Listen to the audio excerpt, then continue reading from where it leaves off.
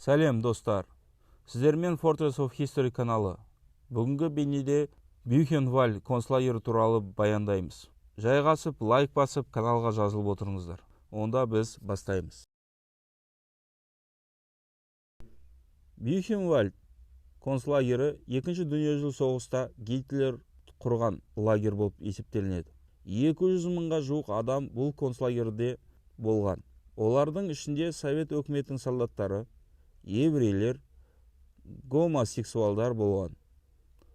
Бұл Бюхенвальд концлагері Эттенсберг тауында орналасқан болатын, Германия территориясында. 1937 жылы құрылған еді. СС әскері басқарған. 1937 жылы 15 шілдеде бірінші рет 1149 адамды тұтқынға алған.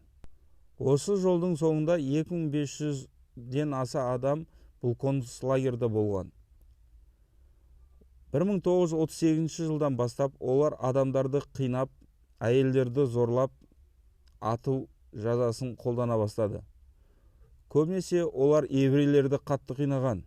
Бүгінгі таңда Гитлер еврейлерге істеген жауыздығы дұрыс па деген менде ой туады. Қазір осы еврейлер 5000-ға жуық палестиналық балаларды қырып салды. Өкініш. Ары қарай жалғастырамыз.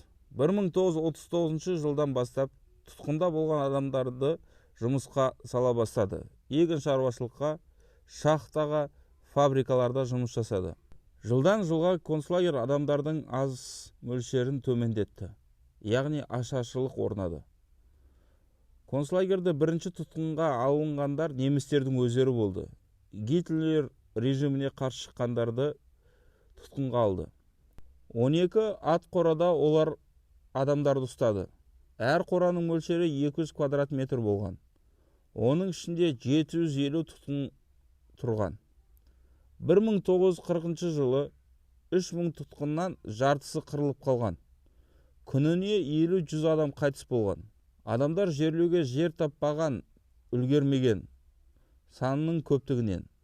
Сондықтан соң олар крематорий салдырған. 1941 жылда Германия Совет өкіметіне соғыс ашты. Содан бастап концлагерге Совет өкіметінің солдаттарын алып келе бастады. Оларға көк жолақты киім кигізді.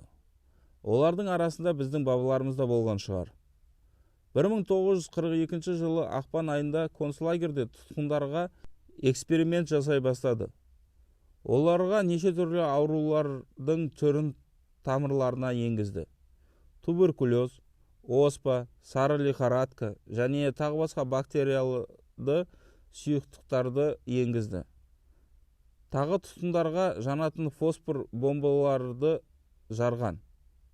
Адам денесіне қандай жарақат алатынын және содан кейін қанша уақыт өмір сүретінін бақылау үшін. Ол жерде жауыз қара дәрігер деген лақап атпен Карл Вернет істеген. Ол гомосексуалдарға істемеген эксперимент жасаған. 1943 жылы басқа концлагерден 19 әйелді алып келіп, бір қораға кіргізіп, оларды жыныстық қатынасқа түсуге мәжбүрлеген. Ер азаматтар ішінде дұрыс ақпарат бергендерге қыздарды сыйлаған. Уақыт өте келе тұтқында отырған адамдар бір-бірімен келісіп көтеріліс ұйымдастырмақшы болды. Антифашистік қозғалыс деген. Олар ақырындап оқ, мылтықтар, дәрумендерді жинай бастады. 1945 жылы лагерге 19 000 еврей тұтқынға қосылды. Осы жылы Бюхенвальд ең үлкен концлагер болып саналды. Ақпан айының санағы бойынша 112 000 тұтқын болған. 1937-1945 жылдар аралығында Бюхенвальд концлагерінде 250 000-ға аса тұтқын болған. Оның ішінде 23 000 совет өкіметінің адамдары болған.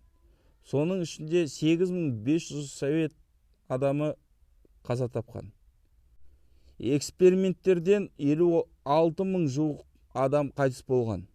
250 000 тұтқынның ішінен 21 000 тұтқын ғана тірі қалған.